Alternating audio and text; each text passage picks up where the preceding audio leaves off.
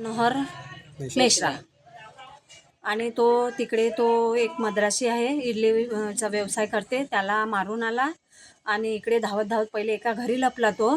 त्याच्यानंतर त्यांनी हकललं तर तो इकडे आला. इकडे आल्यानंतर तो व्यक्ती चुलीत काड्या लावत होता, पाणी गरम करत होता कामाला जायसाठी. तर त्यांनी त्याला आला ना मागे कैचीनं डोक्यावर मारलं. तर त्याला इथे आहे गालाला आणि इथे लागला आहे ब्रेनजवळ. तर मेडिकलला नेलं मी. आता मेडिकलमध्ये त्याची सोनोग्राफी, सिटी स्कॅन सगळे झालं आहे. खूप गेलं. मी इथे कपडा होता, तो कपडा दाबला त्याच्या डोक्यात आणि असं बांधून दिलं आणि पोलीस स्टेशनला घेऊन गेली. आणि तिथून नेल्याबरोबर मग पोलिसांनी रिपोर्ट वगैरे लिहिली आणि मग काहीच कारण नाही, म्हणजे तो त्याच्याशी संबंधच नाही त्याचा. पिऊन होता तो आणि तो इथून पळाल्यानंतर मुलं धावल्यानंतर तो 11 नंबर गल्लीमध्ये गेला ना, तिथे पण त्यांनी काहीतरी बाईला मारायला धावला म्हणते.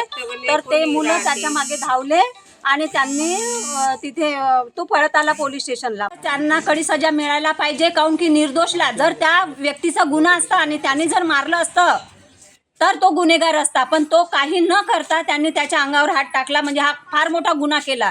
त्याला जास्तीत जास्त तुमच्या लेवलनी जे सजा मिळेल ती सजा द्यायला पाहिजे. कि यही लड़का था और हम सुबह के टाइम में उठते हैं, डेली उठते हैं.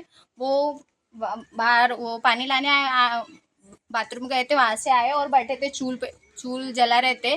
तो उठते में ये हुआ और वो चिल्लाते आए कि मायव करके मारा करके. तो वैसे ही हम दौड़ते उधर गए, तो उधर भी पब्लिक थी, इधर भी.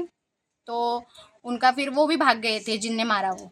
रजत मेश्राम. कुछ भी नहीं, दुश्मनी नहीं, कॉन्टैक्ट ही नहीं है उधर. क्या पता नहीं उतना. वो सर पे मारा है और उधर बैठे थे. तब त्यांना मारलं ना, त्यांनीच आम्हाला सांगितलं की हा मुलगा आहे, यानी मला मारलं. तो विहाराच्या समोर तो मुलगा असे करत होते. तर आम्ही समजलो, तसंच आम्ही धावत त्यांच्याकडे गेलो. पण ते आम्हाला काही सापडले नाही. तिकडे पण जल्लोष होता आणि इकडे पण जल्लोष होता. इतक्यात तर नाही, पण आता ते आनंद मामा आहे त्यांना मारलं आणि हे दुसरी केस आहे. आता समोर त्यांनी कोणाला मारलं एवढं काही माहित नाही, पण 11 नंबर गल्लीत ते पोहोचले असं आम्हाला माहित झालं.